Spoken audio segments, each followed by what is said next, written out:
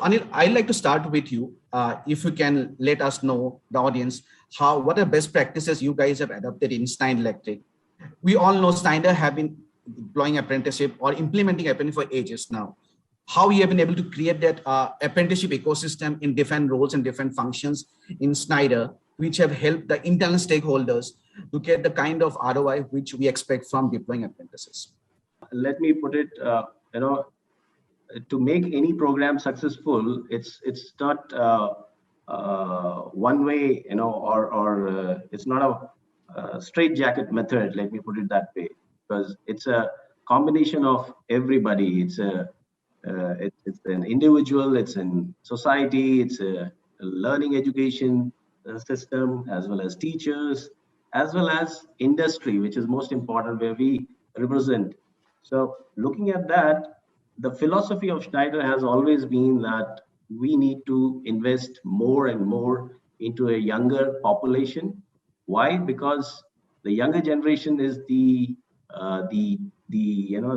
main generation where we focus on. We normally talk about people coming from remote areas because they have a lot of resilience and they are quite creative, as well as younger generation is quite digital. We will talk about it later on, but why we need to focus on this is very clear from us, from the management side. Now, coming to how do we implement it, we know that the programs are, or the education system, or the theoretical program which they go through is not up to the mark, or it's not up to the standards. So what do we do is, when we hire people, we look at their learnability, their attitudes, and we hire them. We take them through a rigorous training program of 5 days.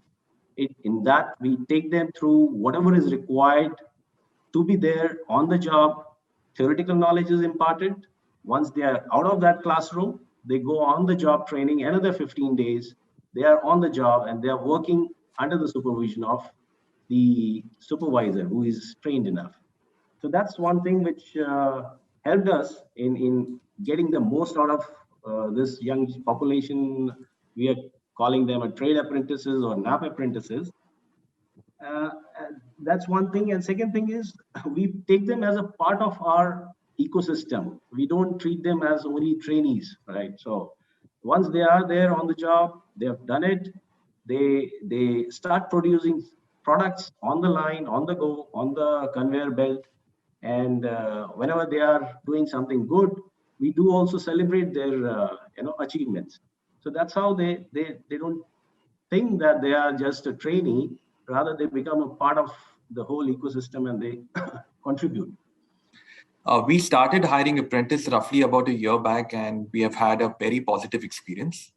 I am sure that you all are aware that there is a sharing of stipend with the employer, with the maximum limit of 1,500 per apprentice per month, and a basic training cost up to 7,500 for 3 months per apprentice. As a result, being part of the support function, it certainly helps save cost. I belong to the microfinance industry, and we require to hire mostly freshers at the bottom of the pyramid. And in link with the NAPS program, not only it serves our purpose of quick manpower, but also serves as a community initiative and in line with the Government of India's goal of reducing unemployment in India. I personally believe it's a win-win model to address supply and demand mismatch in skill development. Apprenticeship program help employer in recruiting and develop highly skilled workflows that helps grow their business, improve productivity, profitability, and employees' bottom line is secured.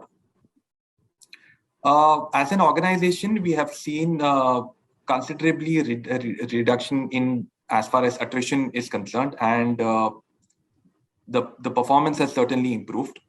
I am happy to share in a recently concluded sales contest, NAPS employees secured top spot across all regions. Just to add to what Anil said, they are definitely part of our ecosystem.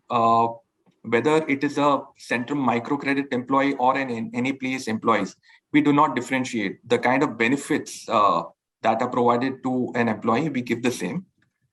Also, last point I would like to say that it also aligns with the United Nations Sustainable Development Goals, point number 8 of decent work and economic growth. And as part of the NAPS scheme, we have offered employment for more than 130 freshers till date. What we did is what difference what we made is we started hiring all the blue collars, all the bottom of the pyramid employees, only in NAPS.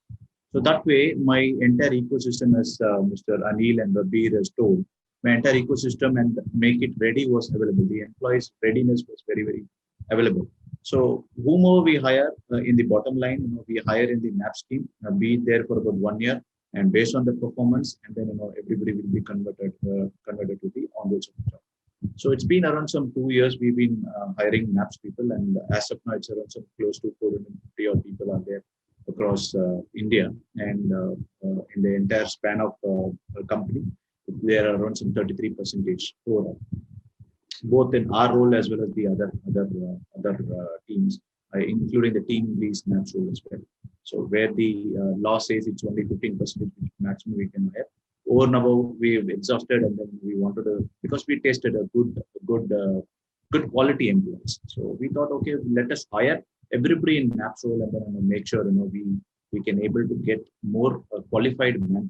So that way, we were having good number of skilled manpower availability was there.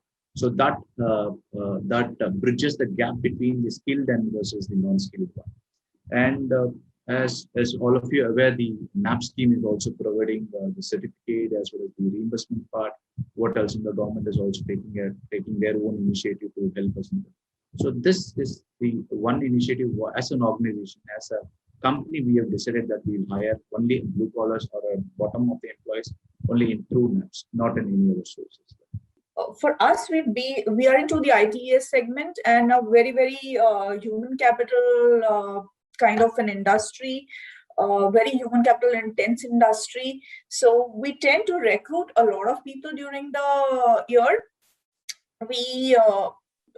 We've seen an attrition of about 7 to 8% in a month, and that kind of keeps the human capital turnaround quite high for us. Getting into the apprenticeship program has helped us in two folds. One, as Rabir said, that there is certain things that the government aids help as well, so that's cost effective. Secondly is also we've seen the attrition benefits to it. Okay, we have about 7% of our strength that is at any given point of time on the apprenticeship program. So if we are about 10,000 human capital organization, so that builds it about 800 to 900 people on the apprenticeship program at any given point of time. So it's a large population that we have on the apprenticeship program. In our program, we do have we have a huge training period. Okay, we have a training period of about 2 to 3 months. So as soon as the apprentice joins in, they go through certain amount of classroom training, and then there is a hybrid model where they have on-job training, and plus they keep coming back to the classrooms back and forth. Okay, so the program goes around for about 2 months of training, and then they go into the on-job for another month. And so we have our apprentice for the first 3 months at least on the NAPS program.